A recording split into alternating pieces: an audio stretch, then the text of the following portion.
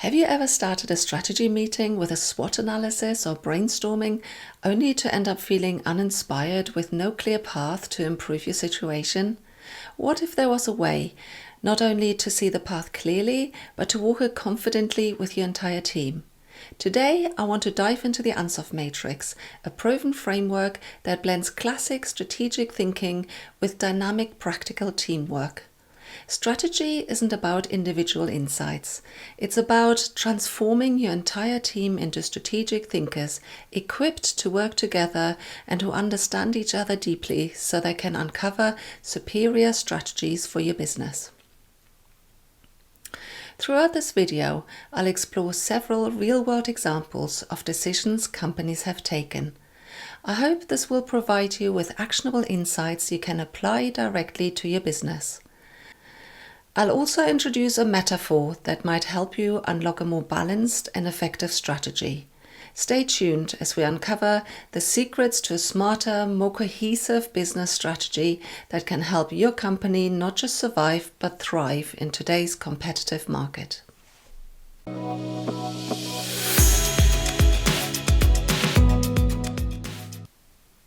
Let's start by breaking down the Ansoff matrix, what it is, where it has come from, and why it has become an essential tool for businesses looking to navigate growth and diversification. The Ansoff matrix was proposed in 1957 by Igor Ansoff, a mathematician and business lecturer. But even though the framework is really old, it has stood the test of time and is still found in any decent strategy textbook. Ansoff gives us a very simple way to think about alternative strategic options. To start with, you have a place on the matrix, and that is in the top left corner. From here, you have two directions in which you could grow. One is to keep your customers the same and develop new products for them. The other direction you could go in is to keep your products the same and find new, different customers or markets for your product. So if you divide the area into new and existing products and new and existing markets, you will get 4 quadrants. The first quadrant you find yourself in is where you start your journey. Ansoff called this market penetration. If you're pursuing a strategy here, you're keeping your products and customers the same, but you're trying to get a bigger share of the market. I often see this option explained as battling for increased market share through price promotion and increased advertisement, and that might very well work for leading companies to gain greater market share, but it is not often an option for smaller players.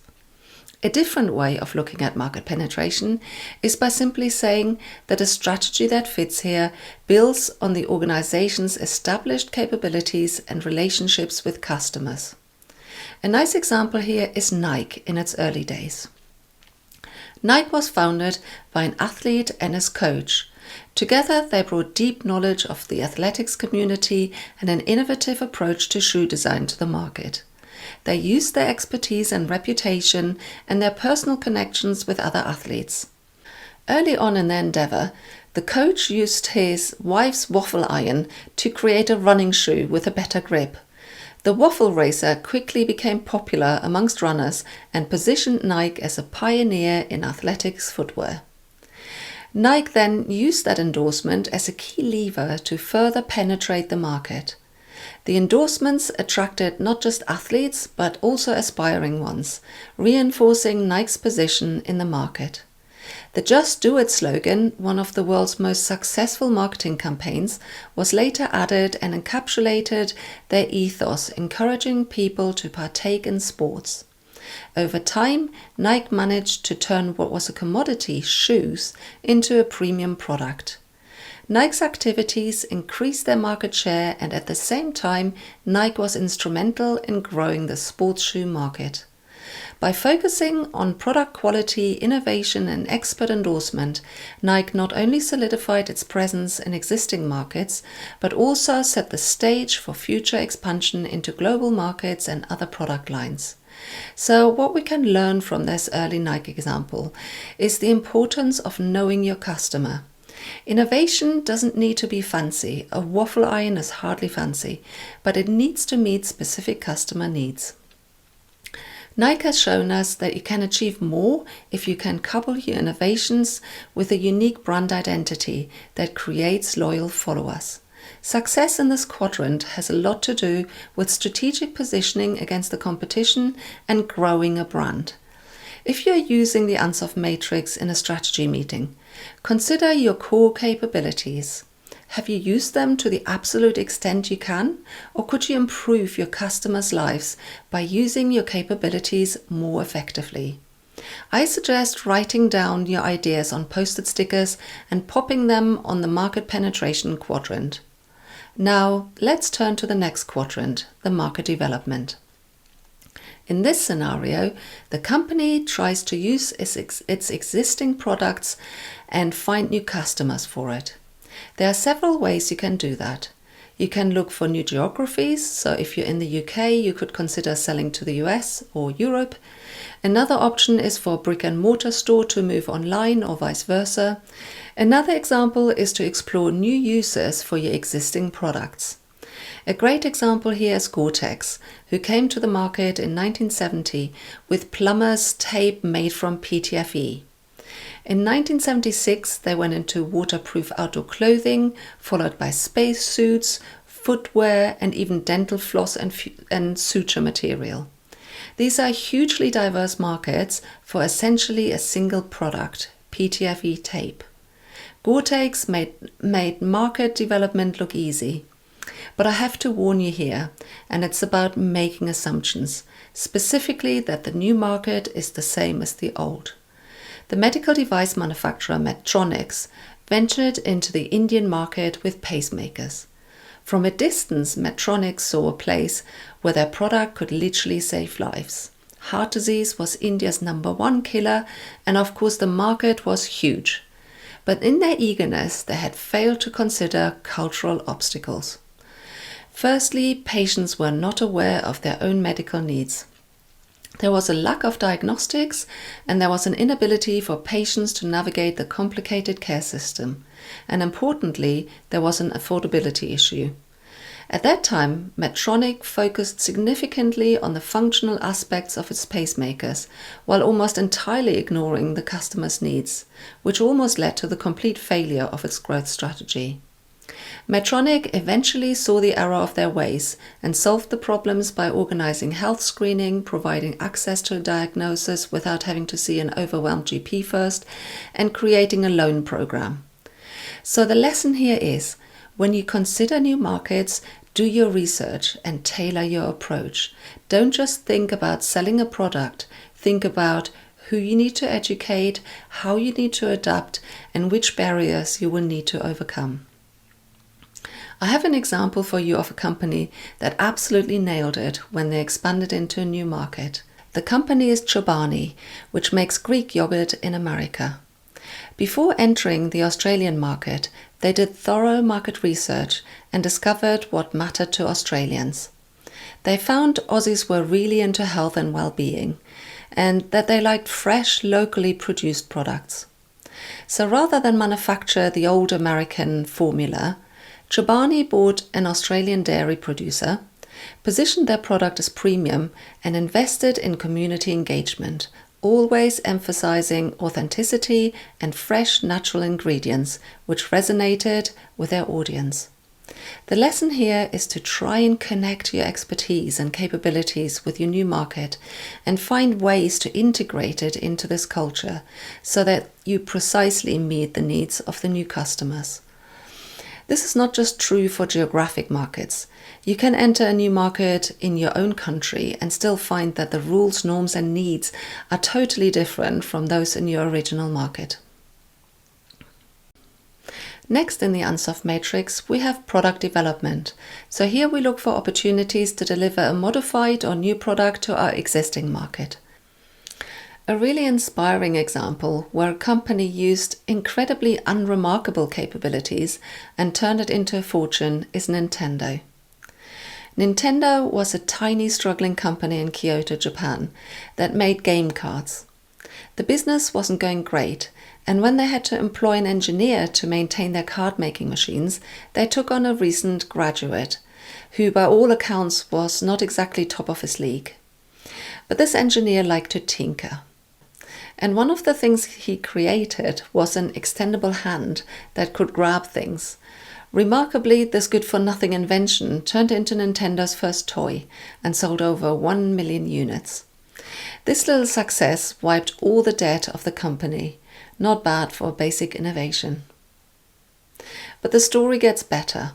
Nintendo couldn't compete with the big Japanese toy manufacturers. So what did they do? Yokoi, the maintenance engineer now promoted to head of development, embarked on an approach he called lateral thinking with withered technology. Basically, he used old technology to build new toys. Out of this idea arose Nintendo Game Boy. Not flash, not high-tech like its competitor Atari, but cheap and portable and indestructible. Basically ideal for kids. What inspires me most about this example is that it shows that you can create new products and grow, even if you don't have cutting-edge technology. If you want to use this in a strategy meeting, now is the time to think about what products are within your capability. They don't need to be cutting-edge. Seriously, go wild. The aim here is to think about what you could make, not what you should make. Now let's turn to the final quadrant, diversification. You may have never heard of Odeo, but you have definitely heard of Twitter. Odeo was built as a podcasting platform, which had raised $5 million from its investors. But when Apple announced that their new iTunes platform was going to include podcasting and that it was going to be built into each of its 200 million iPods, it took the wind out of the sail for Odeo. At this point, Odeo had 14 employees and the CEO told them that their future was not in podcasting anymore and that they had to come up with ideas fast. Shortly after, 3 employees, which included Jack Dorsey, pitched the idea of Twitter. So Odeo managed to turn a dire situation into a $44 billion business before Elon came along and bought it. The learning from this: when the going gets tough, the tough get inventive. Don't be afraid to radically rethink your business if you need to. It could turn out to be your Odeo to Twitter success story. Even if you're not in a life or death situation like Odeo was, consider diversification as an option.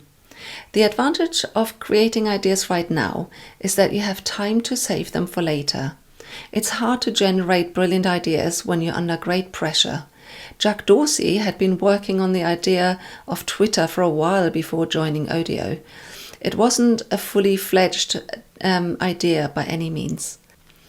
But ask yourself, who in your organization has great ideas and is enthusiastic about something that might be useful in the future? I have another example here, and that is of Post-it. The glue and Post-it stickers was a failed experiment at 3M. The aim had actually been to make a stronger adhesive for the aerospace industry. Good job they realized their mistake, right? For 5 years, the 3M inventor tried hard to promote his idea internally. It really was a solution looking for a problem. Then, in 1974, a colleague who had attended one of his seminars came up with the idea of using the adhesive to stick pieces of paper as a bookmark into his hymn book. The lesson here is keep your eyes peeled and do not underestimate accidental discoveries. Record ideas and let others in your team play with them. Put any accidental discoveries on Post-its and stick them next to the Ansoff matrix. Maybe you can connect the idea later. Now that I've unpacked the fundamentals of the Ansoff matrix, let's explore how this framework not only teaches you about growth options, but also improves your team, enhancing collaboration and strategic alignment across the board. One thing I hope my examples have shown is that the ideas don't need to be fancy. You will also find that great ideas are not evenly distributed. That's why I'm such a believer in getting people across your organization involved in strategic thinking. Jack Dorsey was a software developer, not a team leader, not in the C-suite. I also think it's sensible to consider strategic choices frequently, not just when the end is in sight, as in the Odeo example. I would encourage anyone to get their team together, create ideas on post-it stickers, and add them to a giant Ansoff matrix. Start having discussions around ideas, leave them up on your wall for several weeks, and encourage others to add to it. Sometimes ideas need to percolate away from strategy meetings. One thing I have not mentioned so far is the connection between growth options and risk. I've seen the Ansoff matrix in a number of articles displayed like this, with arrows pointing out from your current position with increasing risk. Let me tell you, Ansoff never said that. It's a strange interpretation that crept in later, and it doesn't even make sense. If it was true that risk increases with market development or product development, the safest option would be to stay where you are, and that's clearly not true. Ansoff himself gave his paper the title Strategies for Diversifications. The emphasis is on diversification. The matrix is also not a simple 2x2 as it's often shown in textbooks. In the original paper, diversification is by far the largest area. Ansoff strongly advocates for diversification because you need to have contingencies to not be left behind by technological or societal changes. His proposed strategies are aimed at spreading risk, leveraging market power, and capitalizing on the company's capabilities. The 4 options he presents are aimed at giving companies an idea of the direction in which companies can expand. He says no single course of action is necessarily better than the others. The choice will depend in large parts on the company's preferences, objectives, and training. Basically, what he suggests is that you do what is within your means. Don't overstretch. Consider what your chances of success are for each option. Ansoff was a proponent of responsive and dynamic strategy, and so I would like to suggest my own interpretation to Ansoff and describe how teams can use the matrix. I believe strategies need to appeal to employees. If employees feel aligned with the strategic direction, they are more likely to be motivated and committed to its implementation. The Ansoff matrix could also be used as a diagnostic to assess previously used strategies and highlight where the strategic focus lay and where it was absent. And it can expose readiness for adopting new growth strategies. The Ansoff matrix helps visualize various growth options, enabling companies to systematically explore the risk and potential for each option. Used in that way, it can allow discussions to move beyond market penetration and encourage innovative thinking. It provides a clear structure to evaluate the logic of penetrating new markets or developing new products, which can help craft a more profitable and strategic roadmap. Understanding that these growth options can be used in parallel or show you a path that was unclear before is for me the highlight of the Ansoff matrix. I think of the 2 growth directions as using 2 legs. Just as hopping on one leg can be tiring and unstable, relying solely on one type of growth strategy may lead to fatigue and increased risk exposure for an organization. By alternating between product development and market development, a company can balance risks more effectively. To me, lifting one leg only when a solid spot appears is a metaphor for strategic patience and precision. It emphasizes the need for businesses to evaluate opportunities before making significant strategic shifts. This careful stepping reduces the likelihood of missteps that can be costly. A person would probably not leap with both feet without a clear landing spot in sight, but that's exactly what companies do if they diversify without adequate planning or understanding of the market. Such moves can lead to strategic blunders. Having an adaptive strategy is crucial in responding effectively to new information and changing conditions, similar to how a person adjusts their balance and direction while walking to accommodate uneven terrain. This strategic switch between product focus and market focus and back allows a company to continuously learn from one strategy and apply its insights to the other. This switch requires different types of knowledge and thinking, and hence for employees to talk to each other. So to demonstrate how a company used the walk across the Ansoff matrix, let me return to Nintendo. The company was actually founded way back in 1889 when they made and sold Hanafuda cards. They were beautifully handcrafted, but used for a type of gambling that fell out of fashion in the 1960s. So in 1964, Nintendo turned to trying to sell instant rice and noodles. They also tried running a taxi fleet and some rent-by-the-hour hotels. All of these ventures failed. In 1965, Nintendo hired Yokoi, the tinkering engineer graduate that I mentioned earlier. He invented the Ultra Hand, wiping off the company's debt.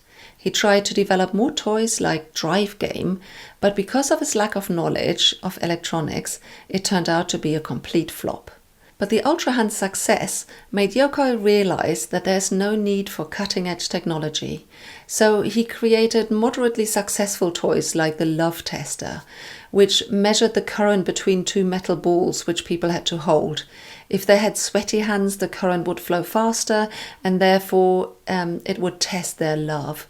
It was a gimmick just like Ultra Hand, but it allowed Yokoi to practice playing with basic electronics. Out of that arose the insight that low-tech equals cheap and reliable. And because cheap and reliable is desirable for toys, it led to the development of a philosophy of lateral thinking with a technology. Yokoi applied this to remote cars, which at the time were too expensive for children's toys. Once he stripped the complex modern technology out of remote-controlled cars, he ended up with a car that could only turn straight or left, but cost only 1/10 of the usual remote-controlled cars. The Lefty RX was born, which because of its price was accessible to a much wider market and was a big hit. Out of the insight that low tech equals cheap, desirable and portable came the first handheld electronic product development called Game & Watch. 2 years later, Nintendo released the Nintendo Entertainment System, which they then expanded into the US in 1985, followed by expansion into Europe.